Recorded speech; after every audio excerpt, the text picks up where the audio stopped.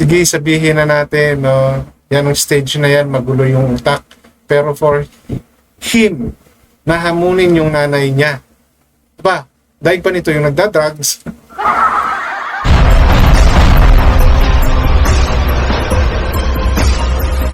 Matyaga talaga to si Tekram. Bilib ako sa spirit ng taong to sa pagbibigay ng tsansa, no, sa mga taong tinutulungan niya. Kung bakit ko nasabi, kasi eto na naman, kung naalala nyo, yung si Rain, yung batang tinutulungan niya, no, na nagbago ang isip at hindi na sumama sa kanya, na kung ano-ano yung unang vlog sa kanya, nag-away sila ng nanay niya, marami siyang rason. Nagkanasundan uli yun. Ngayon, eto uli, may pangatlo na. Ang malupit, minura pa. At ang nangyari, may video pa na na-save or binidyo siya ng nanay niya sa inaasal niya. Alam, hindi sa nung sinimulang i-vlog ito ni Tekram, hindi ko na, hindi na yung loob ko dito eh. No, parang may something siyang tinatago. And ngayon, this is the third time. Ang malupit pa rito kasi, minumura niya na yung nanay niya. Sana medyo tingnan ni Tekram kung ito ba ay worth it, na tulungan. Okay, hindi ko sinasabing husgahan natin siya sa ganon. Okay, kaya lang kasi if yung sarili niya ng magulang, ganun niyang inaasan, ganun siya magsalita. What more pa kapag kaya ni, 'di ba? Nasa na yan, teenager na yan. So, dapat nang dinidisiplina yan. Hindi na yan inuunawa lang ng inuunawa. Okay, kung ano po yung aking gustong sabihin, yun po ang aking share sa content ko na to. And kung bago pa lang po kayo sa aking channel, please don't forget to like, share, and subscribe na rin po. Pakihit ng notification bell para maging aware kayo sa aking mga upcoming content. Issue lang po tayo, walang personalan. At matuto po kayong mag-fact check para hindi po kayong pagsabihang fake and news. Alright? So, sa mga katekram, ito po, yung isa sa mga susuportahan or balak tulungan ni Ramil na bata, no? Na hindi malaman kung pabago-bago pa yung isip or dahil sa ngayon, lumalabas na yung tunay niyang ugali na sarili niyang nanay. Minumura niya. For what? Dahil sa dinidisiplina. Di ba? Hindi na po ito, maganda. No? Na dapat tulungan pa para sa akin, ha? Hindi po ako kukonclude na hindi na siya dapat tulungan or hindi na siya dapat tulungan. Kaya lang kasi, for him na mag-inasal ng ganito, nanay niya pa. Parang sobra na yung kabastusan. Diba? Kung sa nanay niya nga nagagawa niya, di mas lalo na kay Tekram, kaya niyang gawin niya. Hindi ko po sinasabi na mainis kayo kay Rain. Ang sa akin po rito, tignan niyo po yung inaasal niya at kung paano po siya sumagot, no, sa nanay niya. So, doon po sa hindi pa nakakapanood sa vlog na to or gusto pong malaman yung kabuuan ng aking re-reaction na to, visit nyo po yung channel ni Tekram. Doon nyo po makikita yung latest upload na to. Na ulit na naman, pinagmumura yung nanay niya. Okay, so allow me to play that part of that video. No? Hindi po ito paninira, inuulit ko. Pinapakita ko lang po. Dahil hindi po kasi yan yung first time eh. Third time na po ito eh. Na ganito yung inaasal nito eh. Ewan ko, may telepono pa rin to. So, ano yun? Dahil mga nasabi niya na din po yun. Nasabi ko, hindi na kita tuturing anak dahil nilutulan niya nga po ako. Kung sino pong nanay, hindi naman po matatanggap ko. Tapos po, Ano lang po.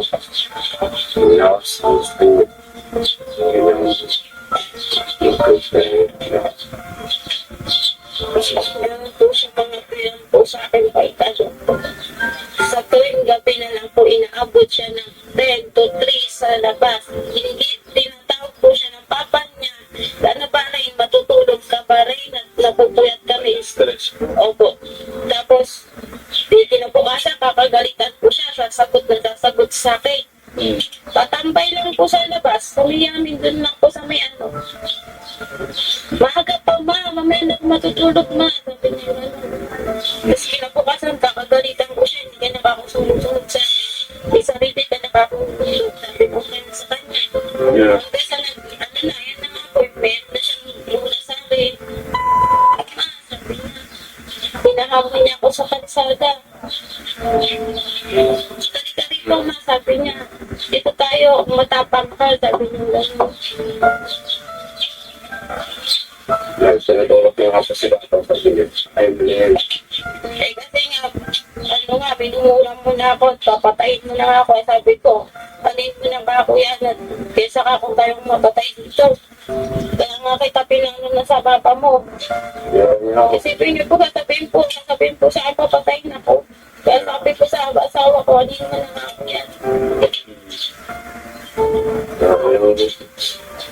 Pinanami ko yan. Bigay mo. Tatay po na. Ang gusto niyo tatay, anong gusto niyo? Gusto ko naman ng hiwalay mo dalawa kasi lagi si talaga ako eh. Bigay ko muna sa tatay yung doon eh. Bahala na ng tatay niya kung saan siya ilagay. Sa kapatid pa rin sa tatay niya. Kasi di na namin mapukontrol eh. Kasi kahit po kayo, nahihirapan na yun. Nahihirapan na yun. Kasi minsan napubuhay pa yun eh. Panoorin niyo pa po, no? Grabe. Sige, sabihin na natin, no? Yan ang stage na yan, magulo yung utak. Pero for him, nahamunin yung nanay niya. Diba? Dahil pa nito yung nagda-drugs. No? At that age, ganyan na siya na magsalita sa nanay niya. Hindi ko po kayo discourage, mga katekram, na huwag suportahan tong batang ito. No? Hindi po. Pero tingnan nyo po yung inaasal. At hindi po ito first time eh. Third time niya na po itong ginagawa. No? Na ultimo ngayon yung ama-amahan niya. Oh. Hindi na rin siya kayang kontrolin. At hindi na siya nagpapakontrol. So ito, ay nako, Tekram, no?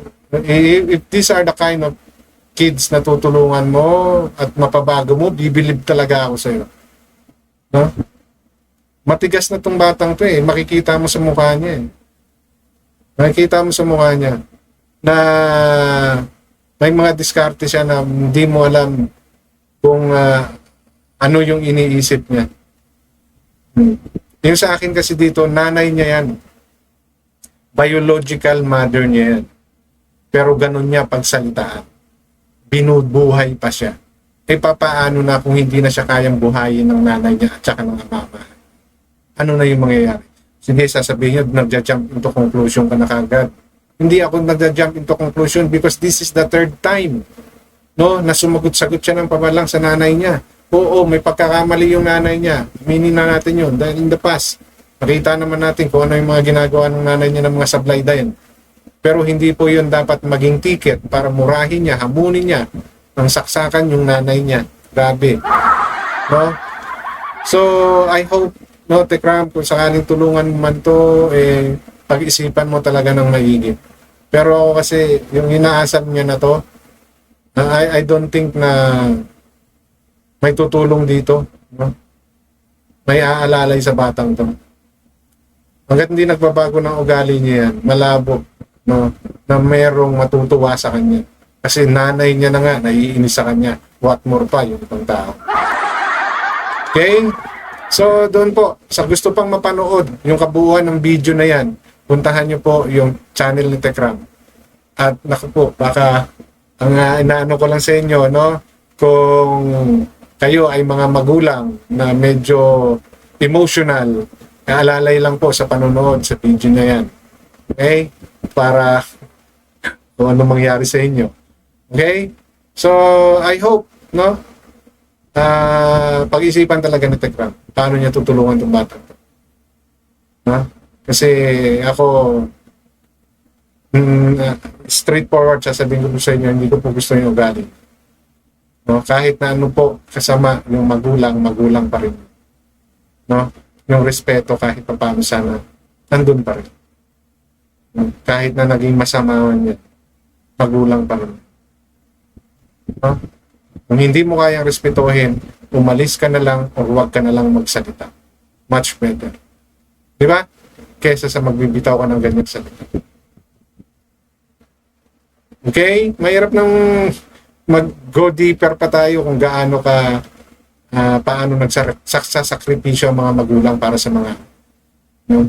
Baka mas mapalalim pa natin, mas humaba pa itong content ko. So yun lang po, no? Gusto ko lang i-share yung aking opinion dito sa inaasal ng batang. Yan, napanood ko na po yan at talagang medyo maiinis kayo. No? So, kung medyo emotional po kayo, huwag nyo na lang po muna panoorin. Okay, so yan lang po at maraming salamat.